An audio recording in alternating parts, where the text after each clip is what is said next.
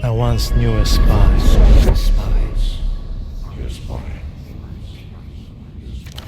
She was brilliant, erratic, cursed, an anti-personal mine in human form. Her friends called her Herschel, but to her controllers, she was Cascade. Your name and your cryptonym. A dead limb twitches.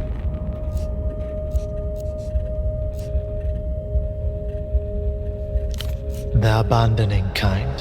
One by one, she watched her friends go out like distant lights.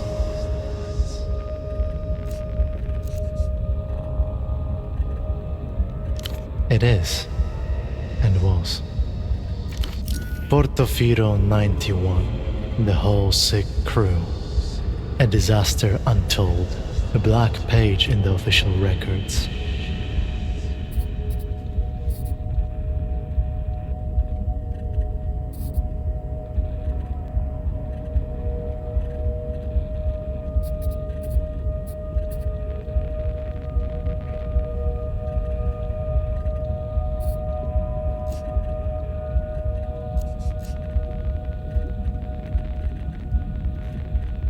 Reports of how it went down remain contested, inconclusive.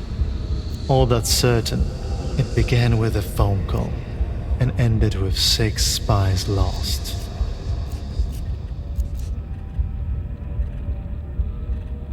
Some say she blew the network herself. Others blame structural factors or transnational capital. The rest just shake their heads as they look down on the smashed and leaking world.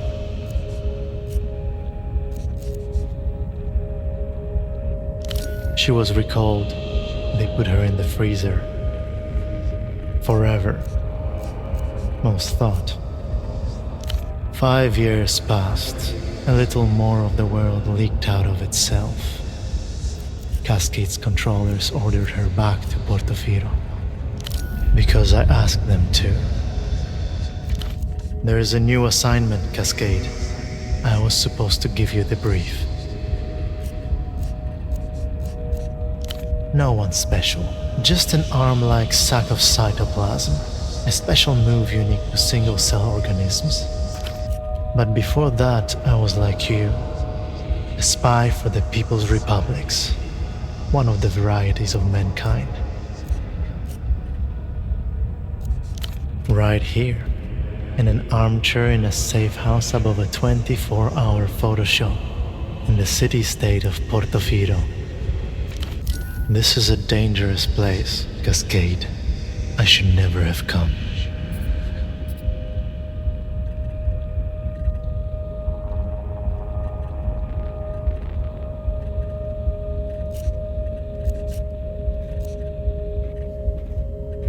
I got caught with my pants down. On the plus side, I no longer have to worry about independent thought or movement. This was the human game, and he played it poorly. Time to give up his seat.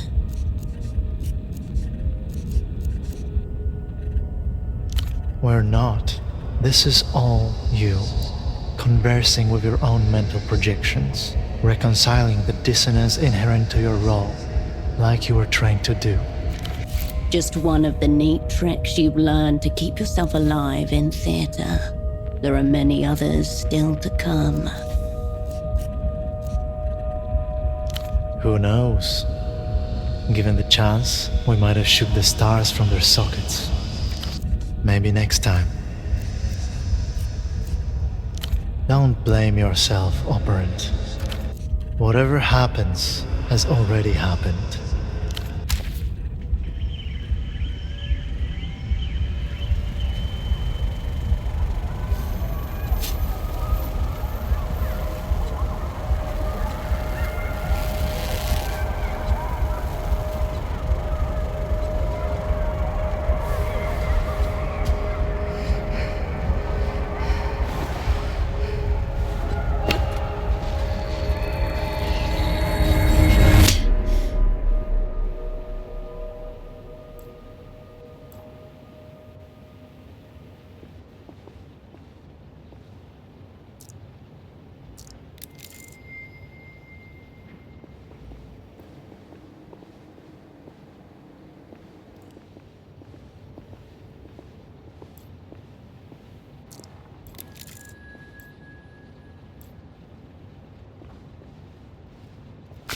Displayed on the chair before you is a man, approximately mid-30s. His chest rises and falls in steady rhythm as he stares beyond you, unblinking. His eyes are fixed glassily on the ceiling. Cream paint, peeling slightly. A small room in a city past its prime. Nothing to suggest why the man is so interested in it. No response, no jolt, no tremor. The film is monochrome and silent. The only soundtrack is the low hum of the projector as the celluloid rushes from its spool. The green of long-corroded copper. As for the face around the eyes, his jaw hangs slack, his glasses askew. The lopsided headphones accentuate a large bald spot atop his crown. Stiff-collared shirt, a snug brown jacket, and nothing below the waist but a pair of red briefs.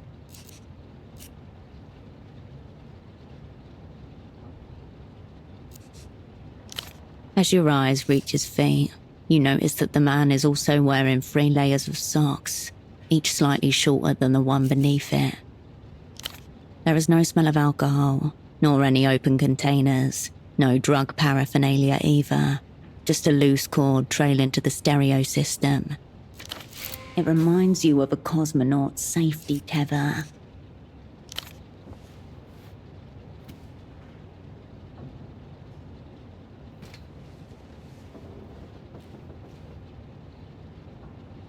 Your fingers detect a faint, steady pulse within the base of his wrist. Elevated, but not critical. When in theatre, an operant must always prepare to be assassinated. Of course, it is better not to be killed. Then the body is disobedient and must be brought to order. The man's eyes glisten. Bright red veins blossom around their edges.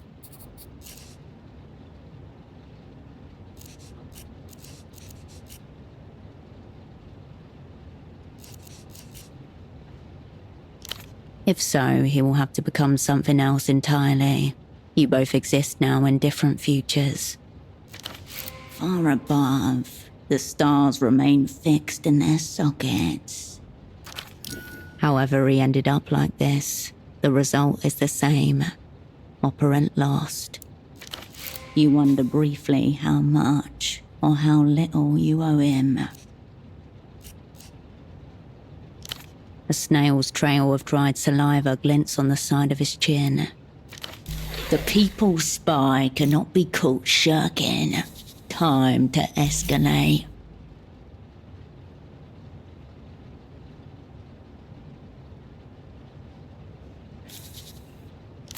Clipped to the inside flap of his jacket, you find a laminated badge, emblazoned with the crest of the Import-Export Bureau of the People's Republic of Kohila. The name reads, Esteman T. Below that, a title, IMX Lead Hosiery. Sock merchant for the IMX Bureau, one of the Operant Bureau's most battle-tested covers.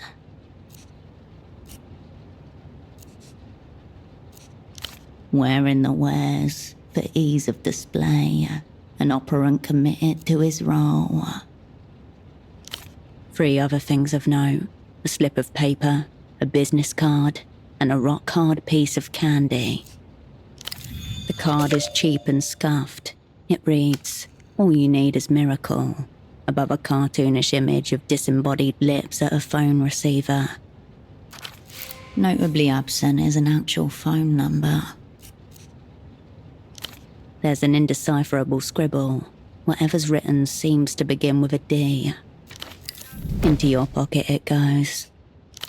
It's a purchase order for 10 socks, made out to Carmuna Pessoa, Fashions and Garments, Bootleg Bazaar. Bootleg Bazaar. No coordinates found. Some kind of marketplace, and not one you've ever been to. It's a lead in any case. You just need a local to direct you. The slip of paper grows heavy in your hand. It feels like a baton. Pseudopod's obligations are now yours. You owe this woman 5 pairs of socks.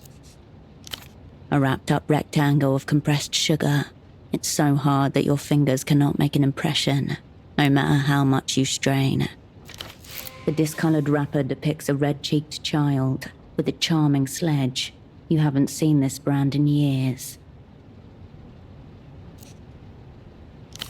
The candy slips back into the pocket's depths. You retract your hand from the man's pockets.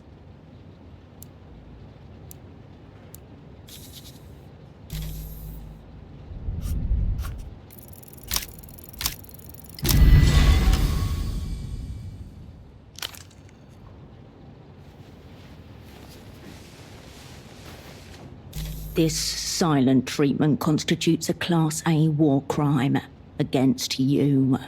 Time for intervention. Physical.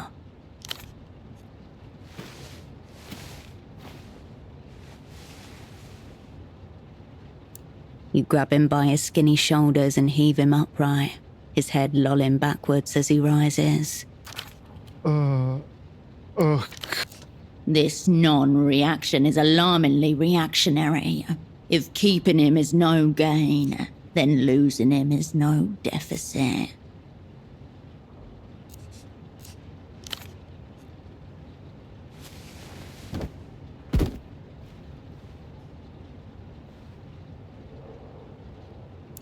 He lands in an awkward position, a cut-string puppet, bony hips raised to the air like antennas.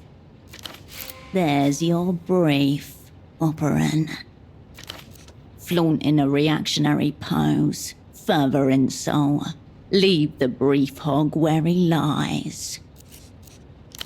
He does not respond, though if you didn't know any better, his deserted eyes seem to be urging you towards the bathroom.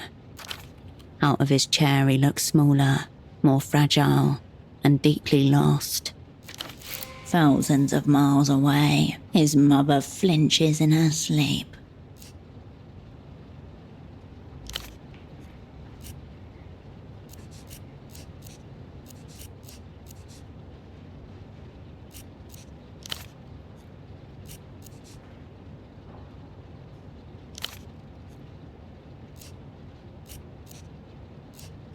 Saliva leaks from the corner of the man's mouth and pools on the floor.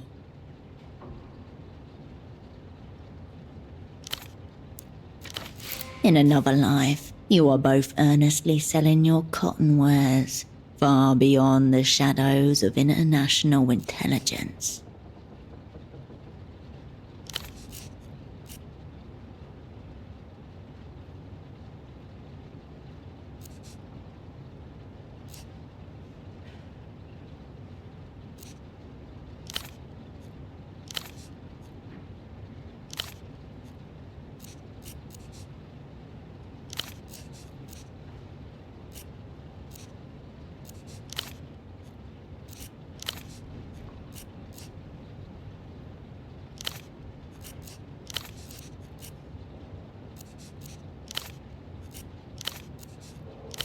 Your double didn't notice your arrival. He doesn't notice your departure either.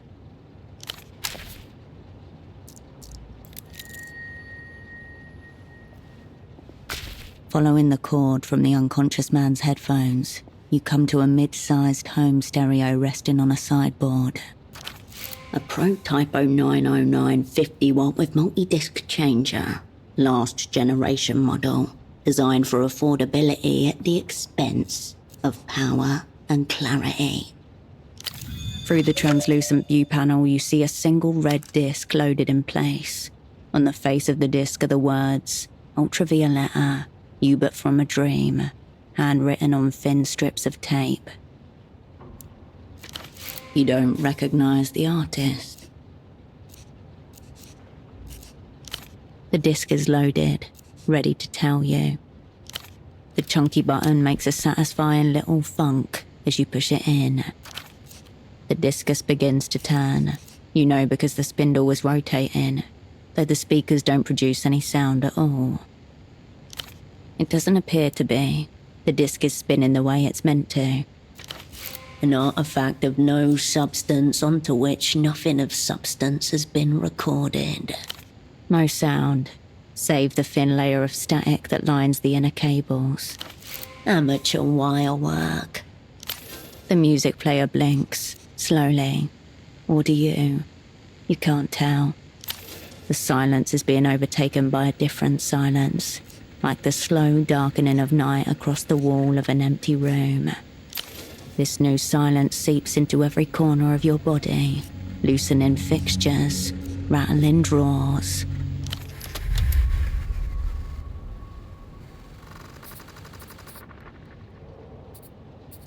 The static quiets as you reset the volume. A brief internal hum, then the disc slides halfway out of the machine and waits there like it's trying to hide from you. You remove the red disc and place it into your pocket. As you turn away, a phone begins to ring.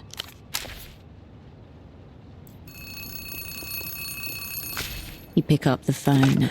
The handset vibrates in your palm.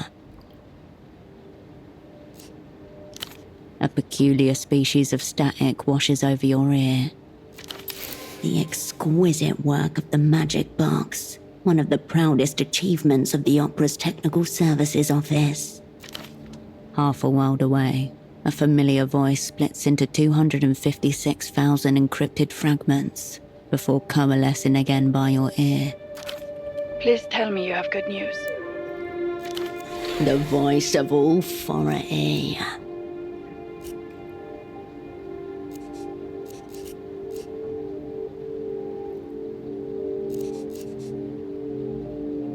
Operant, you made it.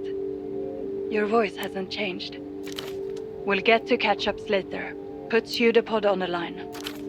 You glance over at the man face down on the floor. You feel the receiver slipping from your sweaty palm.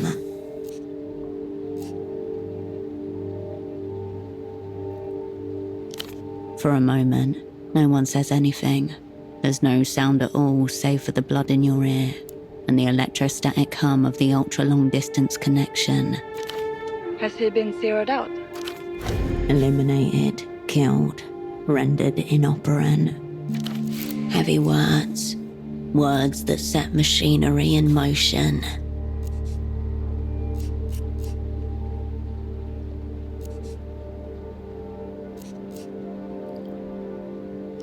Are you implying that he succumbed to some kind of... reactionary misadventure? Tsunami of self-love.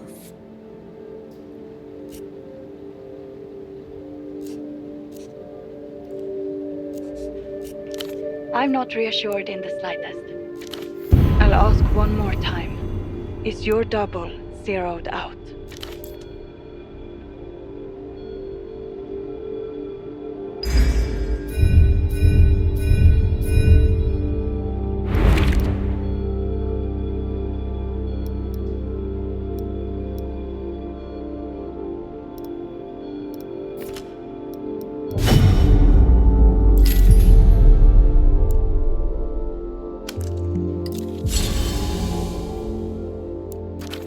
You must speak the word.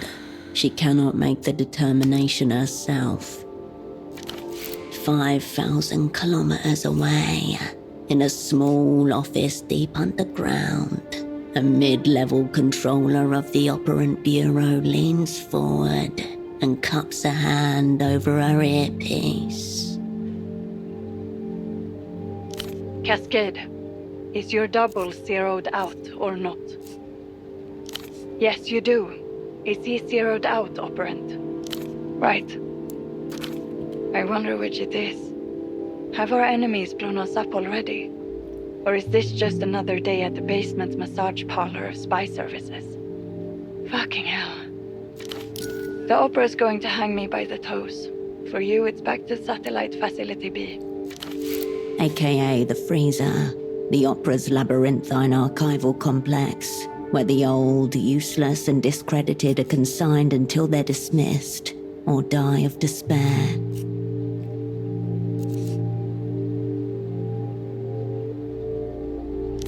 Get real, Cascade.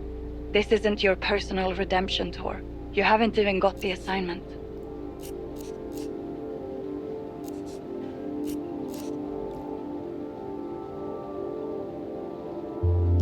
Listen to me. This assignment is over, effective immediately. The woman in the Photoshop downstairs, Constance, she's one of ours. Let her deal with Pseudopod.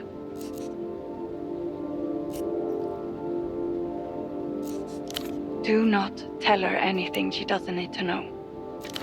As for you, we need to get you on the next aerotram out of the city. Even as your controller is speaking, your mind is settling back into familiar grooves. The old mechanisms slide and click into position. Something about the strange red disc nags at the edge of your consciousness. Perhaps the room contains other leads as well.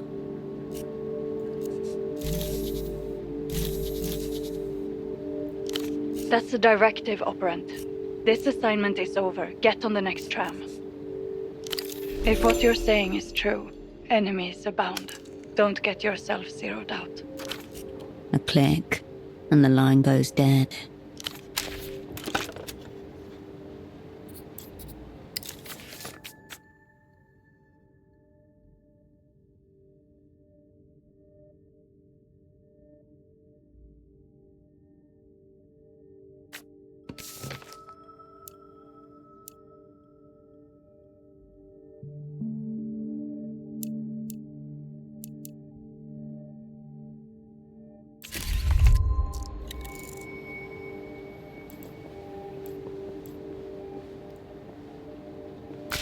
A pair of men's trousers are hung delicately over the shower rail. If Pseudopod's pants were attempting to flee the scene, they did not make it very far. The front and back pockets are completely empty, except for a few pieces of linen. Your hoisting must have compressed his lungs somehow. Unless... You discover a small extra pocket inside the front right pocket. You slip 2 fingers inside and come away with a neatly folded sheet of paper. The page is notebook-sized and perforated along one edge. It reads, "Half a cipher, the language of spies. You've carried papers like this, folded up and hidden away in secret pockets and compartments. Totally meaningless, yet no meaning can be made without it."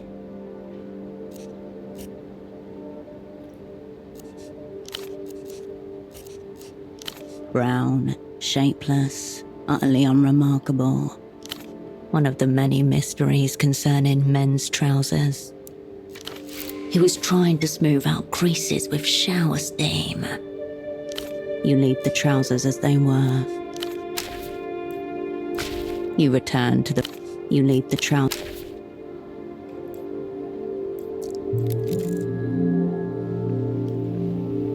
The small table has been turned into a makeshift desk. A startlingly red folder stands out against the clutter. Amidst the crumpled sheets of copy paper and empty takeout containers, you find an opened pack of cigarettes, Suprema mark. Suprema 100s, cheap superblock export. There's nothing outwardly noteworthy about this pack of Suprema 100s. It's like any other found in commissaries and corner stores across the People's Republics. There are a few mangled filters in the ashtray. You leave the cigarettes where you found them, secreted neatly against the inner wall of the pack, just as you were once taught to do yourself, a crisply folded sheet of A7 paper. It reads, ZWS, JMXVB TW, AON, TRRA, KB, ZQYMUSGS. One-to-one correspondence between key and text. This is a Rosetta cipher. Your heart skips a beat. The pack slides nicely into your pocket, as though it always belonged there.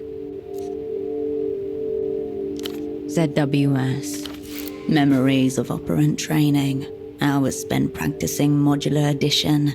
These mental muscles, long atrophied, begin to awaken. All it requires is patience and diligence.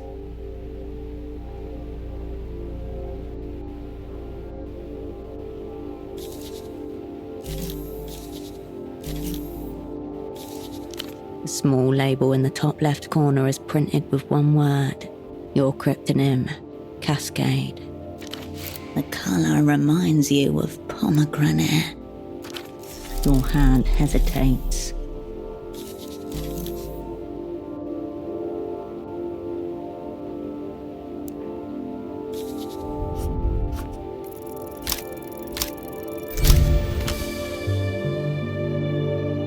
Letter by letter, 6 words rise from a dark pool and speak to you in an unknown voice. For Cascade, all will be forgiven. For Cascade, all will be forgiven. A pretty thought, if it's possible.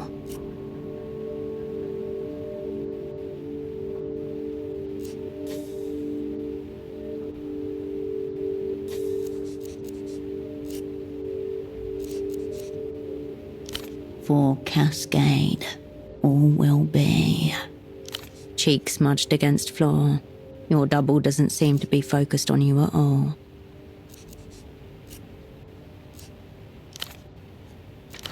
The day beyond the window beckons you outwards. There may yet be some forgiveness out there. The folder opens with a whoosh. Before you in neat monospace type, your life is condensed to its barest elements. Name Will Kershaw, cryptonym Cascade. Born Landau, former Republic of Mercia. Dependents none. Pay class D2. Years of service 14. All true. None of it useful just now. Childhood, bourgeois, typical. History of student radicalism led to persecution by monotheist reactionaries. Fled to People's Republic of Kohila. Embraced post-historical materialism. Medical record. History of dissociative episodes and reckless action. Gunshot, chest. Retained bullet. 10mm. Pre-service. Sexuality. Homosexual tendencies. Unconfirmed.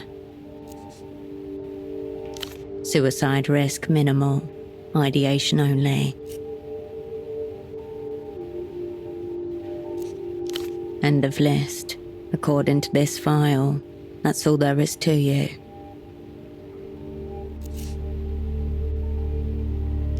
Appropriate to one whose entire existence is a forgery. There's another page behind this one. It's labelled Service History. A tingle in your fingers. Your head grows lighter as you approach the crash site. You turn away from the desk.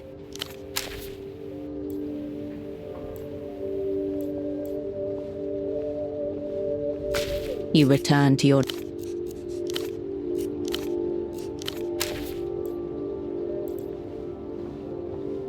The bed looks serviceable. Deformed pillows and a depression in the mattress show it has been used. Room for 2. You were supposed to lie here alongside your double.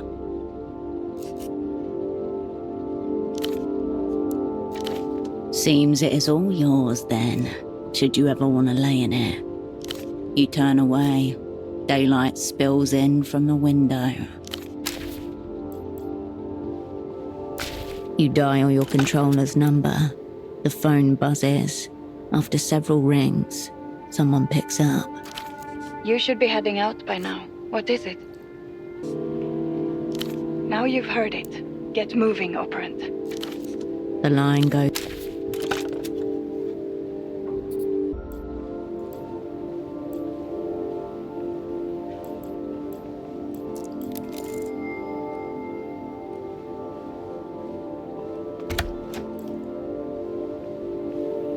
You return to the desk. The red folder is still sitting.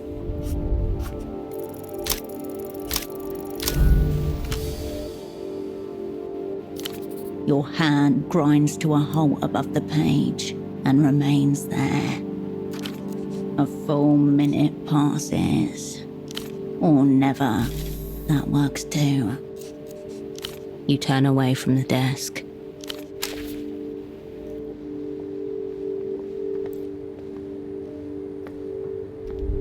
If anyone has seen Ultravioletta, please contact Enough. the station or local You're authorities. blacklisted. We just Take want your to keep her sick safe. little games elsewhere. Easy, lady. I just want to develop some photographs. I'm not trying to take your innocence. That's an interesting camera he's carrying. Professional class. No consumer model. Does that poor girl even know what you're up to? You have a wild imagination. A little photo should not count as a crime. It's not like it's a loaded gun or something. The woman casts a split-second glance in your direction.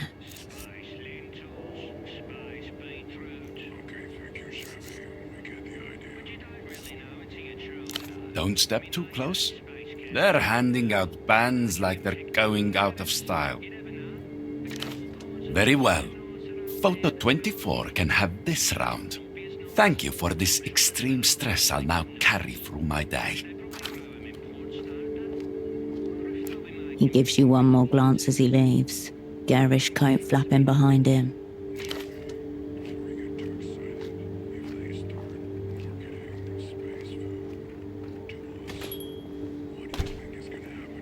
That was exciting, wasn't it? Despite the flowy garments and artistic scarf around her neck, there is hardness to this woman's expression. It reminds you of the faces in old portraits. Nobody. A seedy little oddity who likes making fantastical threats. Oh yes, keen photographer, limited in subject. Lucky for you to only catch him on the day of his banishment. You've not seen the last of him. The two of you are bound by a hideous orange thread. Ah, while I have it here, this is the screwdriver pseudopod requested. For the fax machine. This toolkit looks so empty, barely usable in its current state. Fortunately, it appears highly expandable. She gestures towards the monstrous off-white plastic machine behind you. Speaking of, where is your double? This woman could be a valuable source of information if you can prise it from her.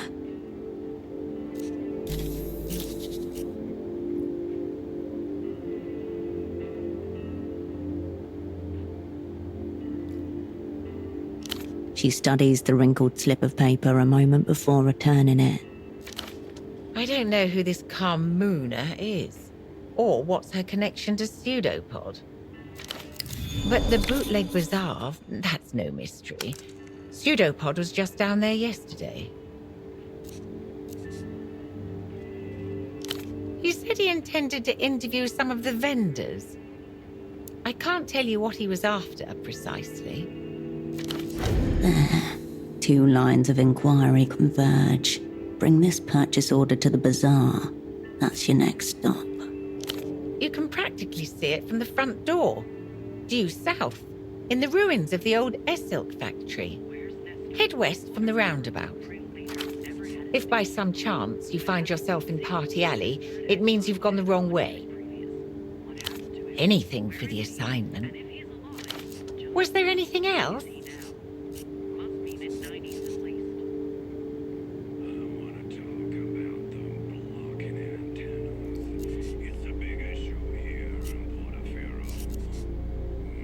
It's that little amber light. It means out of order, and I haven't been able to get it to green, meaning in order.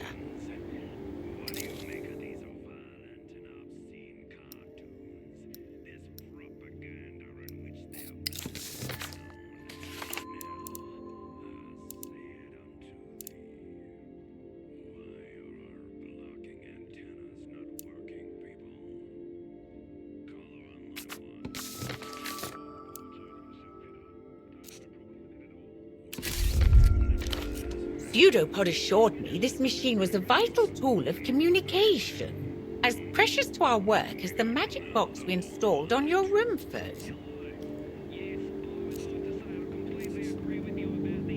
You've received all sorts of technical training, I presume. I would think getting a little light to turn green should be well within your powers.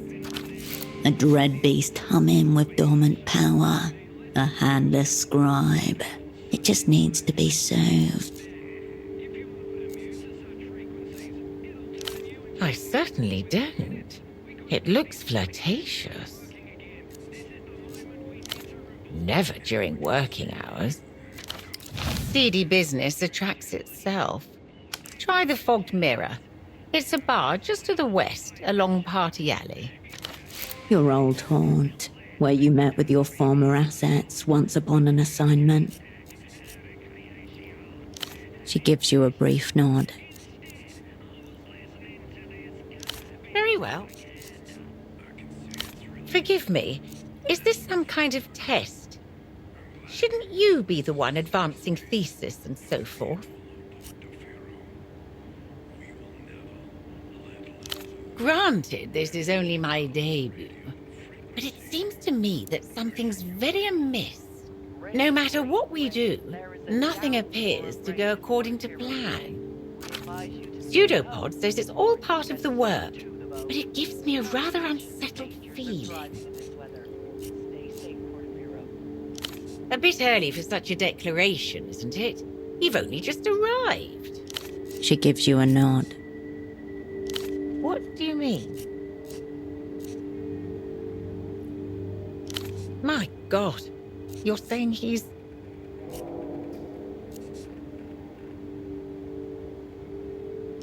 I don't know what that means. I don't understand at all. What do we do, Operant?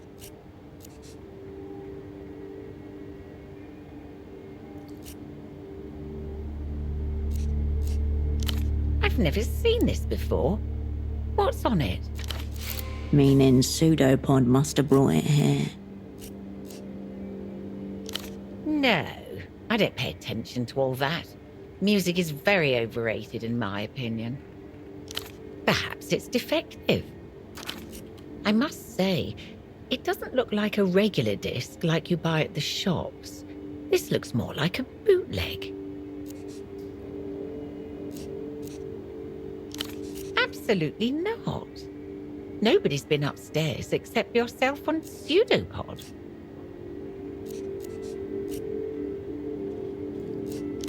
Operant, if you're about to imply that I've committed some heinous act... Oh dear, I could use a rag. It was yesterday, when he returned for the evening. He looked stressed, like he was shouldering a great burden. No, not depressed. Pseudopod was a very good teacher. He said it would fall on me to see after any operants who are incapacitated in theatre. I wonder, did he ever suspect he was talking about himself? I haven't the faintest idea. I'm adrift. Pseudopod struck me as an absolute professional and very cautious. Your double's condition is of secondary importance. I suppose I could move him to the spare room down here. That way I can keep an eye on him. She doesn't respond, but looks down as her cheeks flush deep crimson. Of course, the least I can do. Before you do, I understand this is your first time back in theatre for some time. I just wanted to say, welcome back to the opera.